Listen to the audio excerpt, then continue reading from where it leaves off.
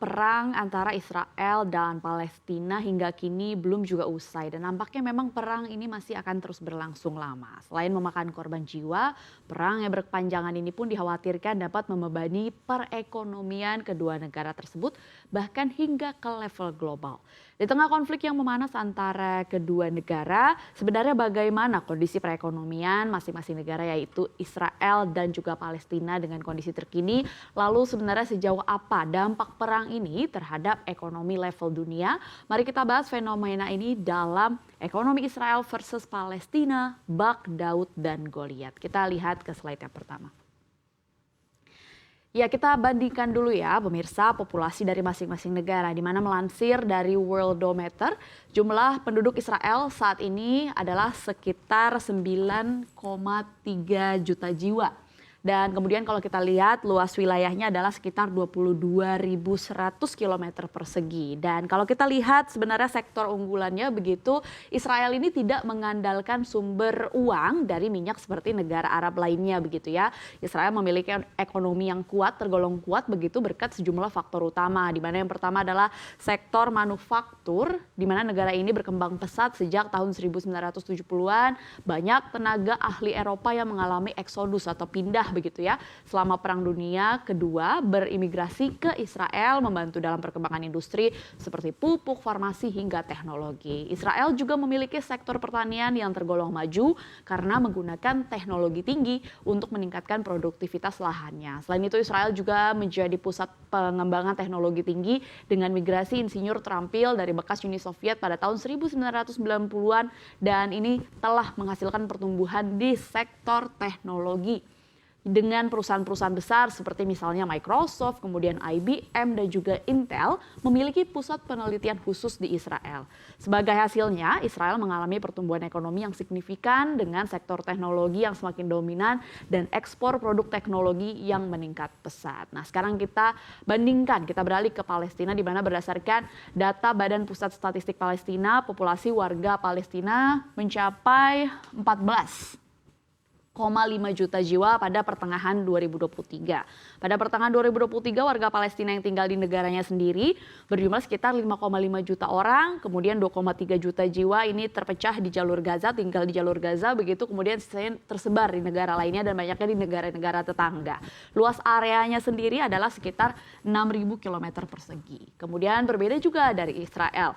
Palestina kalau kita lihat begitu sektor unggulannya hidup dari produk pertanian. Misalnya di daerah Khan Yunis, wilayah yang berada di tengah jalur Gaza di antara pesisir laut tengah dengan tembok perbatasan Israel begitu ya, terhampar berhektar-hektar ladang jeruk. Demikian juga di wilayah Jabalia yang pernah porak-poranda akibat agresi militer Israel pada tahun 2012 lalu, di mana banyak terdapat kebun zaitun yang merupakan produk utama pertanian Palestina yang kemudian diekspor ke negara lain dan ini menjadi sumber untuk negara Palestina begitu ya.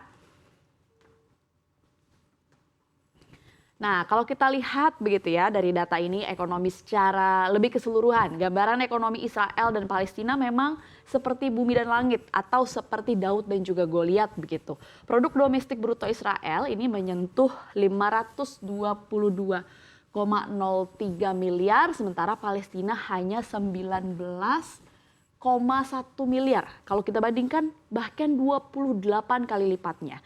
Jika dirupiahkan begitu dengan kurs saat ini yakni 15.685 waktu masih 15.600-an per $1 Amerika Serikat, maka PDB Israel ini mencapai 8.188 triliun rupiah, sementara Palestina hanya 299,74 triliun rupiah. Nah, PDB per kapita yang mencerminkan tingkat kesejahteraan warga sebuah negara begitu ya, ini juga jauh timpang begitu. PDB per kapita Israel mencapai 668,09 juta per tahun, sementara Palestina hanya di kisaran 89,75 juta per tahun.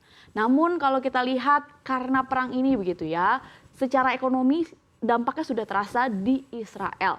Mengutip dari The Times of Israel pada Minggu 15 Oktober kemarin, indeks TA Bank ini adalah indeks yang mengukur 5 saham bank terbesar di Israel, ini sudah turun sebesar 3,3%. Begitu juga dengan saham-saham konstruksi, kemudian properti, kemudian energi, ini udah anjlok sekitar 4%-an. Sejak dimulainya perang dengan Hamas, nilai tukar mata uang shekel Israel pun telah turun 2,6% terhadap dolar Amerika Serikat, dan pada penutupan perdagangan valuta asing Jumat lalu, shekel melemah bahkan hingga ke level 3,97 per dolar Amerika Serikat, dan ini merupakan level terendah sejak Februari 2016.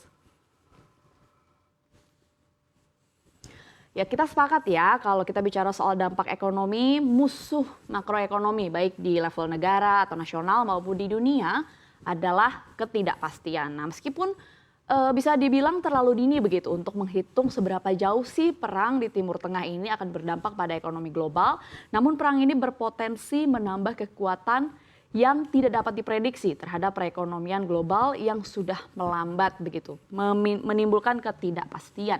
Dan perang ini juga berpotensi menjadi katalis untuk tren inflasi baru dan mengganggu pemulihan ekonomi global pasca pandemi dan mempengaruhi kepercayaan global. Kalau kita lihat pasar Amerika Serikat sendiri pun sebagai pusat perekonomian global ini masih beradaptasi dengan kemungkinan bahwa Bank Sentral Amerika Serikat The Fed akan mempertahankan suku bunga tinggi lebih lama dari perkiraan banyak investor, dan dengan sentimen ini pasti saja ini menjadi sentimen yang negatif begitu, menimbulkan ketidakpastian. Kemudian dengan konflik yang kini terjadi dekat negara-negara penghasil minyak utama di Timur Tengah, reaksi di antara para pedagang dan juga pemain besar seperti misalnya Iran dan juga Arab Saudi akan diawasi dengan ketat untuk melihat apakah akan terjadi lonjakan harga komoditas lagi. Ya, meskipun diperkirakan akan mengancam, namun kalau kita lihat prediksi dari World Bank atau Bank Dunia mengatakan bahwa dampak dari perang Israel dan juga Hamas nggak akan sebesar dampak yang terjadi antara atau perang Rusia dengan Ukraina. Kalau kita lihat memang dampak perang Rusia dengan Ukraina meluas ke dampak meningkatnya harga minyak dan juga pangan karena Rusia dan Ukraina sendiri adalah pelaku atau produsennya. Rusia sebagai produsen energi yakni minyak dan juga Ukraina sebagai pengekspor utama biji-bijian dan juga pupuk. Namun walaupun dinilai tidak akan separah dampak perang Rusia dan Ukraina, secara ekonomi perang Israel dan juga Hamas tetap wajib diwaspadai di mana ancaman krisis tetap bisa terjadi sebagai dampak dari perang tersebut.